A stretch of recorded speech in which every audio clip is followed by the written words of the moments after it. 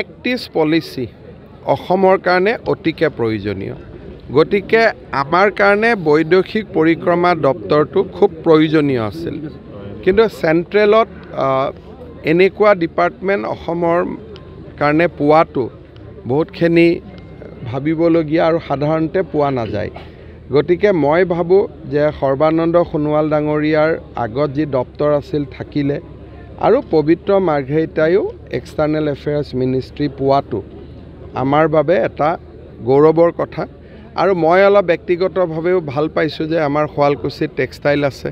গতিকে তেখেতে টেক্সটাইল মন্ত্ৰীও পাইছে গতিকে মই ভাবোঁ যে অসমৰ কাৰণে এইবাৰ কেন্দ্ৰীয় মন্ত্ৰীসভাৰ যিটো গঠন হ'ল অসমৰ কাৰণে ভাল বিশেষকৈ বাংলাদেশ ভূটান মায়ানমাৰ ছিংগাপুৰ থাইলেণ্ড এই সাউথ ইষ্ট এছিয়াক লৈ আমি যিটো পৰিকল্পনা ইমান দিন কৰি আছিলোঁ পবিত্ৰ মাৰ্ঘেৰিটাৰ উপস্থিতিত আমি সেইটো আগুৱাই যাব পাৰিম এক্সটাৰ্নেল এফেয়াৰ্ছ ডিপাৰ্টমেণ্টৰ যি ৰাজ্যিক মন্ত্ৰীৰ দায়িত্ব পাইছে এডভান্টেজটো ছাৰ কোনটো দিশৰ পৰা ইমান বেছিকৈ পোৱা গ'ল আগতে দিয়া নাছিলে চাওক মই ভাবোঁ যে অসমে এইবাৰ ভাৰতবৰ্ষৰ যদি মধ্যপ্ৰদেশক বাদ দিওঁ উৰিষ্যাক বাদ দিওঁ কাৰণ এইবোৰ তাতে 20টা আসন আছে কিন্তু 11খন আসন অসমে পোৱাটো 14খনৰ ভিতৰত এইটো আমাৰ অসমৰ বাবে এটা ডাঙৰ সাফল্য আছিল আৰু মোদী ডাঙৰীয়াই 11খন আসন আমি পোৱাটোক স্বীকৃতি দিছে আৰু মোক যেতিয়া মোদী ডাঙৰীয়াই সুধিছিল যে এছেম্বলিত তই কেইটা জিকিছ মই বোলো ক'লোঁ যে BPFও আমাৰ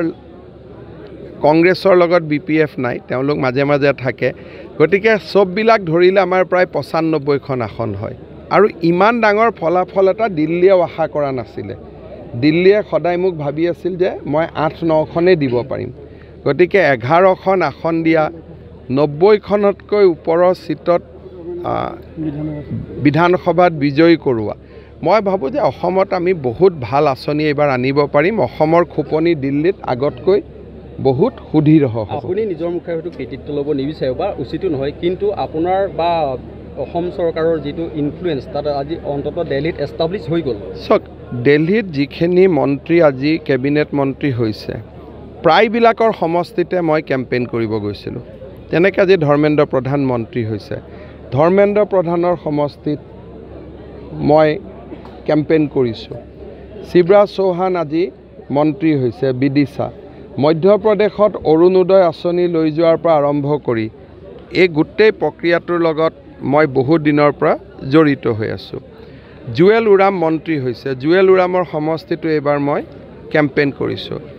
অন্নপূৰ্ণা দেৱী কেবিনেট মন্ত্ৰী হৈছে অন্নপূৰ্ণা দেৱীৰ সমষ্টিটো মই কেম্পেইন কৰিছোঁ গতিকে এইবাৰ যিমানবিলাক কেবিনেটত মন্ত্ৰী হৈছে যদি বিগ 4 বাদ দিওঁ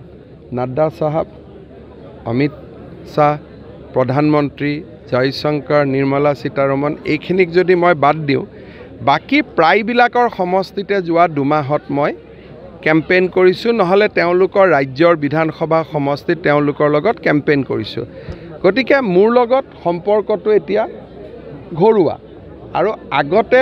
অসমৰ মুখ্যমন্ত্ৰী হিচাপে মই এপইণ্টমেণ্ট ল'ব লাগে কিবা ল'ব লাগে বহুত প্ৰক্ৰিয়া আছিলে এটা মোবাইলতো যদি কৈ দিওঁ যে মোৰ ঘৰলৈকে আহি যা মই তোৰ ঘৰত গৈ আছোঁ একেবাৰে মখিন হৈ গ'ল ধৰক যোৱা 4টা দিনাখনে মহাৰাষ্ট্ৰৰ মুখ্যমন্ত্ৰী ডাঙৰীয়াক মই ফোন কৰিলোঁ যে আপোনাক এবাৰ মই লগ কৰিব খোজোঁ বোলে নহয় ময়ে আপোনাৰ ঘৰত আহি আছোঁ বা কেতিয়াবা কোনোবা এজন এতিয়া যিটো চেণ্ট্ৰেলৰ মন্ত্ৰী যাকে মই ফোন কৰোঁ হয় মই তেওঁৰ ঘৰত উইদাউট এপইণ্টমেণ্ট যাব পাৰোঁ বা তেওঁ মোৰ ঘৰত উইদাউট এপইণ্টমেণ্ট আহিব পাৰে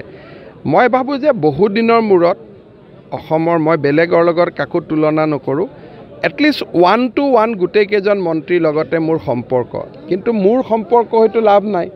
মোৰ যিখিনি সম্পৰ্ক এইখিনি ৰাজ্যৰ উন্নয়নৰ স্বাৰ্থত কেনেকৈ ব্যৱহাৰ কৰিব পাৰোঁ সেইটোৱে প্ৰচেষ্টা থাকিব সেইকাৰণে কেতিয়াবা অসমৰ বাহিৰত গৈ প্ৰচাৰ চলালে লাভ হয় যে 1-to-1 ৰিলেশ্যনশ্বিপ হৈ যায় আৰু ৰাজ্যিক মন্ত্ৰী প্ৰায়বিলাকৰ সমষ্টিতে মই গৈছোঁ এইবাৰ কেন্দ্ৰত যিমান ৰাজ্যিক মন্ত্ৰী হৈছে পশ্চিমবংগলৰ প্ৰায় 2জন মন্ত্ৰী হৈছে 2জন মন্ত্ৰীৰ সমষ্টিতে মই গৈ কেম্পেইন কৰিছোঁ গতিকে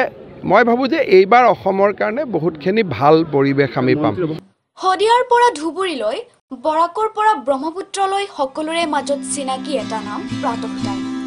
থলুৱা ভাষা কৃষ্টি আৰু সত্য বাতৰিৰ আধাৰত প্ৰতিষ্ঠিত খবৰ প্ৰাতঃ টাইমৰ প্ৰতিটো বা বাতৰি পুংখানুপুংখভাৱে চাবলৈ Facebook, YouTube, website, Twitter, Instagram আৰু ব্লগাৰ পেজত লাইক আৰু ফ'ল' কৰক।